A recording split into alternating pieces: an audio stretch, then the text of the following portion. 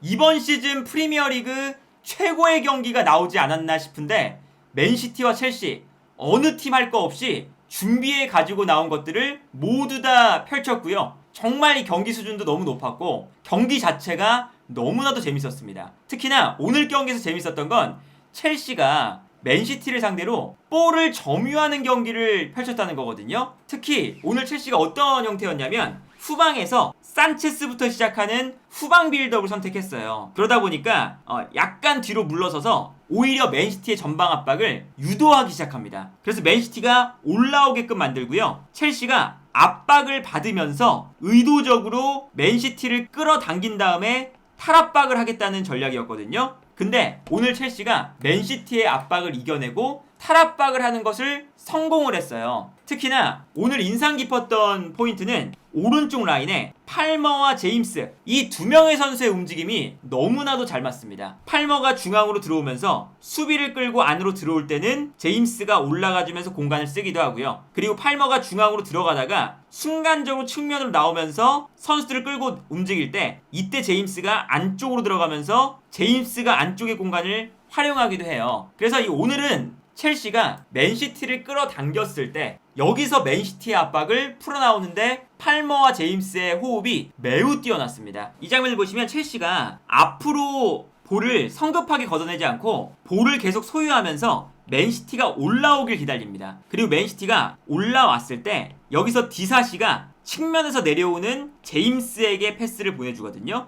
그래서 측면에서 제임스가 내려오면서 볼을 받아요. 그리고 제임스가 내려오니까 맨시티의 선수 한 명이 제임스를 향해 끌려 나오죠. 그리고 이때 제임스가 가까이 다가오는 티아고 실바에게 패스를 보내주는 순간 앞쪽에서는 팔머가 제임스의 뒷공간으로 내려오기 시작합니다. 그리고 여기서 티아고 실바가 볼을 받은 다음에 내려오는 팔머에게 패스를 보내주거든요. 그래서 이 다음 장 보면 팔머가 내려오면서 이번에는 또다시 맨시티의 선수 한 명을 또 끌고 내려와요. 그리고 이때 팔머가 볼을 받는 순간 뒤에 있었던 제임스가 팔머의 뒷공간으로 뛰어들어가기 시작합니다. 그래서 이 다음 장면을 보면 팔머가 볼을 잡았을 때 앞공간으로 뛰어들어가는 제임스가 있고 뛰어들어가는 제임스에게 팔머가 패스를 보내주면서 맨시티의 전방 압박을 완벽하게 무너뜨리고 오히려 맨시티의 뒷공간을 무너뜨리는 장면이 나오거든요.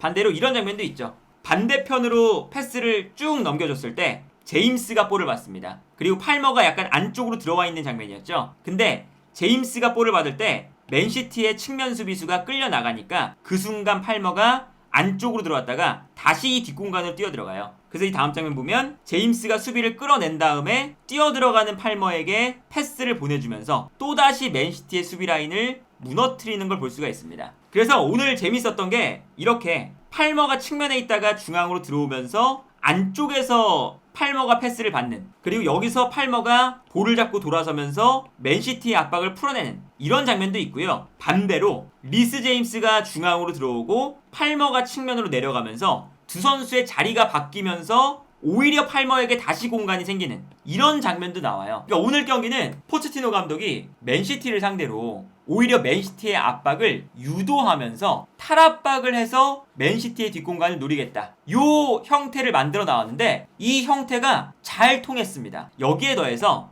엔소 페란데스를 카이셰도와 동일선상에 두는 게 아니라 한 칸 올려서 조금 더 높은 지역에서 썼습니다. 그래서 엔소 페란데스와 갤러거 두 명의 선수가 이제 니콜라스 잭슨 밑에 있는 이러한 형태였거든요. 이때 첼시가 후방에서 산체스 골키퍼가 볼을 가지고 있다가 주변에 줄 선수가 없으면 한 번에 앞공간으로 패스를 보내줍니다. 그리고 여기서 볼이 떨어지는 순간 엔소 페란데스와 갤러거가 높은 위치에 있다 보니까 여기서 올라와서 세컨 볼을 가져가거든요. 그러니까 오늘 첼시가 탈압박을 위한 패턴을 첫 번째는 오른쪽 라인에서 팔머와 제임스의 유기적인 움직임, 두 번째는 엔소 페란데스를 올리면서 조금은 단순하게 뻥 걷어내지만 걷어냈을 때 세컨 볼을 엔소 페란데스의 기동력을 활용해서 가져오겠다, 이 포인트를 가지고 나왔어요. 이 장면을 보시면 첼시가 산체스 골키퍼가 볼을 가지고 있을 때 바로 안 차거든요. 약간 볼을 끌고 있다 보니까 맨시티가 올라와서 압박 전형을 만들고 있습니다. 그리고 압박 전형을 맨시티가 워낙에 잘 만들다 보니까 산체스 골키퍼가 줄 수 있는 공간이 많이 없었어요. 그러다 보니까 아예 그냥 앞쪽에서 뛰어나가는 스털링 쪽으로 한 번에 롱킥을 보내줍니다. 그리고 이 싸우는 선수가 워커와 스털링이었어요. 근데 이렇게 그냥 롱패스면 제공권 상황에서 워커가 더 우위에 있잖아요. 그런데 워커가 떨어뜨려주는 순간 이때 갤러거와 엔소 페란데스가 순식간에 올라와서 세컨볼을 차지하기 위해 움직이고 있는 걸 볼 수 있습니다. 그리고 여기서 엔소 페란데스가 세컨볼을 가져오게 되죠. 그러니까 산체스 골키퍼의 롱패스 이 한 방에 엔소 페란데스가 여기서 볼을 가져오게 되면 맨시티의 수비수도 4명, 첼시의 공격수도 4명이거든요. 4대4 상황을 만들 수 있는 거예요. 이렇게 되면 전방 압박을 하는 맨시티의 선수들을 무용지물로 만들 수가 있는 거죠. 그리고 여기서 엔소 페란데스가 볼을 받아서 올라오고 있는 팔머에게 패스를 보내주고 팔머가 볼을 받은 다음에 뛰어들어가는 제임스에게 패스를 찔러줍니다. 그런데 여기서 이제 그바르디올이 약간 실수가 나왔죠. 그바르디올의 뒷발에 맞으면서 오히려 리스 제임스한테 패스가 됐어요.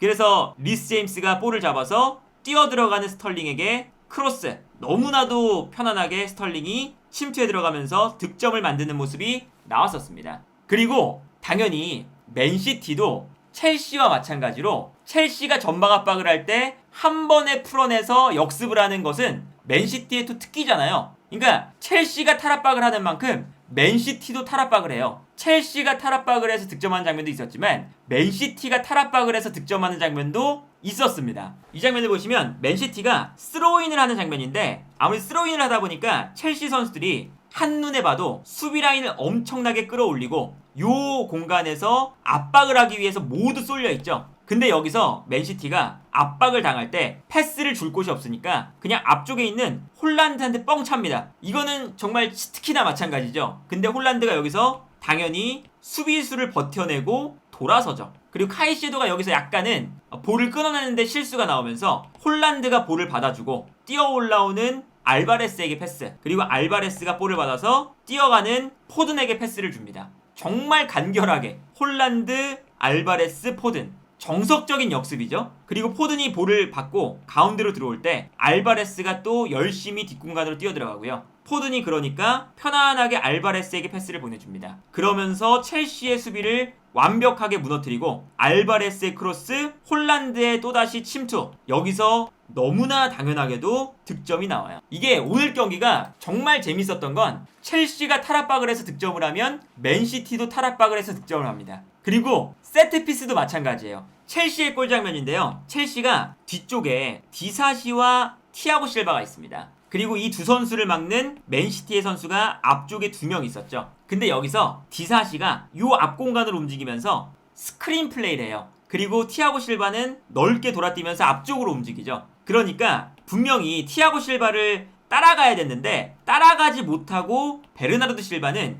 아예 반대편에 있는 리스 제임스도 있으니까 이 선수를 또 신경 쓰다가 티아고 실바를 못 따라가요. 그래서 이 다음 장면을 보면요, 디사시가 앞쪽에서 막아주고 그리고 앞 공간으로 티아고 실바가 뛰어들어가기 시작합니다. 그리고 뛰어들어가는 티아고 실바에게 크로스가 올라오는 거죠. 그래서 이 다음 장면 보면 티아고 실바가 앞쪽에서 끊어내면서 득점이 나옵니다. 매우 영리했죠. 디사시가 스크린 플레이, 티아고 실바가 앞으로 잘라 들어가면서 득점을 한다. 맨시티의 세트피스도 좋았습니다. 이 장면에서는 홀란드가 약간 뒤쪽에 있다가 앞쪽으로 뛰어가요. 그래서 첼시의 선수들이 당연하게도 홀란드니까 시선이 다 홀란드에게 쏠립니다. 근데 이때 맨시티는 그냥 짧게 베르나르도 실바에게 보내주죠. 그런데 베르나르도 실바가 볼을 잡았을 때 홀란드가 이미 앞으로 뛰어나가면서 첼시의 시선을 앞쪽으로 다 쏠리게 만들어 놓으니까 오히려 이 뒤쪽에 있는 선수들을 첼시가 놓쳤어요. 그러다 보니까 베실바가 뒤쪽에서 크로스, 그리고 뒤에 있었던 아칸지가 편안하게 득점을 하는 모습을 볼 수가 있습니다. 그러니까 이게 오늘 경기가 아까 말씀드린 것처럼 첼시가 탈압박을 해서 득점하면 맨시티도 탈압박에서 득점하고, 첼시가 세트피스에서 득점하면 맨시티도 세트피스에서 득점하고, 그러니까 이 두 팀이 계속 장군멍군하면서 첼시가 앞서가면 맨시티가 따라잡고 맨시티가 앞서가면 첼시가 따라잡아요. 두 팀의 수준 자체가 너무나 높아서 정말 경기 자체가 재밌었고요. 심지어 용병술도 재밌었습니다. 포체티노 감독이 지고 있을 때 엔소 페란데스를 빼고 무드릭을 넣었습니다. 그리고 무드릭을 넣으면서 이제 팔머를 중앙 지역에 배치하고 스털링 오른쪽, 무드릭 왼쪽, 그 다음에 카이세도와 갤러거였거든요. 갤러거가 위쪽이 아니라 아래쪽에 배치되면 갤러거의 플레이가 그동안 그렇게 좋지 않았었죠. 그래서 엔소 페란데스가 빠질 때 왜 엔소 페란데스가 빠지지? 라는 생각을 했었고, 여기에 더해서 이제 무드릭이 들어오니까 이 무드릭 쪽에서 약간 또 안 좋은 플레이들이 많이 나오니까 무드릭의 투입은 첼시의 경기력에 별로 좋지 않을 것 같다 라는 생각이 들었는데, 무드릭이 들어오자마자 바로 그 다음 장면에서 첼시의 득점이 나오죠. 우려를 했던 갤러거가 볼을 받은 다음에 뛰어들어가는 무드릭에게 정말 방향전환 패스를 너무나 잘 넣어줬고요. 그리고 여기서 갤러거의 패스를 받은 무드릭이 돌파를 시도하면서 맨시티의 선수들을 한쪽으로 끌어모읍니다. 그래서 무드릭이 수비를 끌어모은 다음에 가운데로 패스를 보내주고, 여기서 흘러나오는 볼을 갤러거가 받아서 아주 강력한 중거리 슈팅을 해요. 그리고 여기서 에데르손 골키퍼가 막아냈지만 요 세컨볼을 니콜라스 잭슨이 밀어넣죠. 요 장면에서 갤러거가 빠졌어야 되지 않았나 했는데 갤러거가 방향전환 패스와 중거리 슈팅을 해줬고, 무드릭이 들어와서 별로 안 좋을 것 같다 라고 했는데 무드릭이 어쨌든 한쪽 측면에 쏠리게 만들어주는 역할을 했었어요. 그러니까 이게 포체티노 감독이 용병술이 오늘 나쁘지 않았구나, 이것도 있었고, 여기서 또 첼시가 또 뒤지고 있을 때 브로야를 투입하면서 카이세도를 뺍니다. 이것도 정말 과감한 교체죠. 사실은 브로야가 올라가게 되면 그럼 팔머와 갤러거가 미드필더가 되는 거거든요. 이 두 선수가 미드필더를 보기에는 수비적인 측면에서 밸런스가 많이 무너지는 거잖아요. 그런데 과감하게 스털링, 니콜라스 잭슨, 브로야 3톱을 쓰기 시작해요. 그리고 이제 오른쪽에는 구스토가 들어와서 구스토가 이제 오른쪽을 보기도 했고요. 근데 요 3톱을 만들었을 때 밸런스가 약간 무너졌는데 팔머까지 공격에 가담하니까 공격 숫자가 엄청나게 많아집니다. 그리고 이 많아진 공격 숫자에 맨시티가 순간적으로 대응을 못했죠. 그래서 4대4 동점골이 나올 때 보시면요, 앞쪽에서 스털링, 니콜라스 잭슨, 브로야가 뜁니다. 그리고 팔머까지 올라가고 있죠. 근데 스털링이 내려와서 볼을 받고 있는데 워낙에 공격 숫자가 중앙에 많다 보니까 스털링을 순간적으로 맨시티가 놓쳤어요. 그래서 스털링에게 패스가 들어가죠. 그리고 스털링이 볼을 받고 돌아섰을 때 니콜라스 잭슨이 뛰어들어가니까 맨시티의 수비수가 니콜라스 잭슨을 따라갈 수밖에 없습니다. 그런데 수비 숫자가 모자라서 반대편에 있는 브로야를 놓쳤어요. 그래서 여기서 스털링이 브로야에게 패스, 브로야가 볼을 받았을 때 이제 완벽한 득점 찬스니까 디아스가 달려오면서 슬라이딩 태클을 했는데 이 태클이 브로야의 발에 걸리면서 페널티킥을 내줬죠. 오늘 경기에서 첼시가 계속 맨시티에게 리드를 내줬다가 교체 투입해서 따라가고, 리드를 내줬다가 교체 투입해서 따라가고, 이러한 것들을 보면 오늘 포체티노 감독의 이 용병술도 너무나도 괜찮았었고요. 반대로 맨시티의 용병술도 괜찮았습니다. 알바레스가 오늘 경기 잘했거든요. 그런데 알바레스를 빼고 코바치치를 넣었죠. 근데 이것도 좋았어요. 이게 어떤 거냐면, 알바레스가 중앙 미드필더처럼 뛸 때 알바레스가 공격적으로 올라가 주니까 홀란드를 도와주면서 공격 숫자가 많아진다는 장점이 있죠. 그리고 이러한 장면에서 득점도 나왔으니까 알바레스를 빼고 코바치치를 넣게 되면, 코바치치는 이런 역할을 하는 선수가 아니다 보니까 더 뒤에서 뛰는 거죠. 이렇게 되면 오늘 맨시티가 득점이 필요한 상황에서 왜 알바레스를 빼고 코바치치를 넣었을까? 라는 의문이 들었었거든요. 근데 이 코바치치가 들어오면서부터 맨시티가 경기의 분위기를 완벽하게 바꿔놨어요. 왜 그랬냐면, 첼시가 전방 압박을 할 때 알바레스가 있을 때는 아무래도 내려가서 도와주는 선수가 베르나르도 실바밖에 없었거든요. 그래서 첼시의 전방 압박에 맨시티가 좀 어려워했습니다. 그런데 코바치치가 들어가니까 코바치치가 내려와서 빌드업에 도움을 주고, 여기서 첼시가 전방 압박을 할 때 코바치치를 통해서 탈압박을 하니까 여기서부터 첼시가 전방 압박이 안 되고 맨시티가 풀어나오면서 경기의 분위기를 가져왔었거든요. 첼시가 전방에서 선수들이 강하게 달려들고 있는데 이때 코바치치가 한 칸 내려와서 볼을 받아줍니다. 그리고 코바치치가 볼을 받아서 압박을 분명히 받고 있는데도 불구하고 여기서 돌아서는 플레이를 해요. 근데 코바치치가 장점 중에 하나가 이거죠. 볼을 받고 돌아서는 플레이. 그리고 코바치치가 돌아서자마자 첼시가 압박을 하면서 올라오고 있었기 때문에 당연히 뒤에 공간이 생깁니다. 그러면서 맨시티가 첼시의 압박을 이겨내고 좋은 공격 찬스를 맞이하기 시작했거든요. 여기서 맨시티의 역전골이 또다시 나오게 돼요. 이런 걸 보면 교체 투입에 있어서도 첼시가 브로야 투입, 그리고 뭐 무드릭 투입하면서 갤러거를 내리는 전술, 이런 것들이 투입하는 족족 성공을 했고, 과르디올라 감독도 코바치치를 투입하면서 경기 분위기를 가져오고 득점을 만들어냈으니까